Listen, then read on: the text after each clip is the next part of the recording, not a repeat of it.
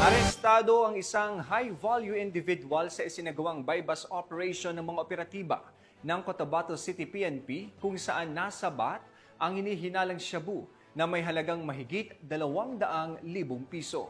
Patrolwoman Maria Senora Agbuya sa report.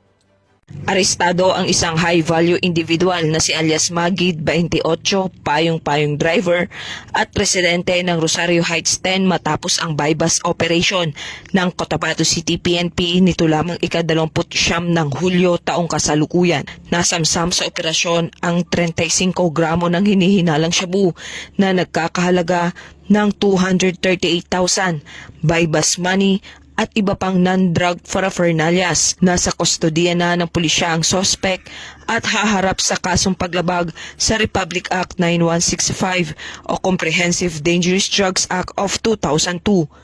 Patuloy naman ang Cotabato City PNP sa mas lalong pagpapaigting ng kampanya kontra illegal na droga upang masiguro ang kaligtasan ng bawat mamamayan.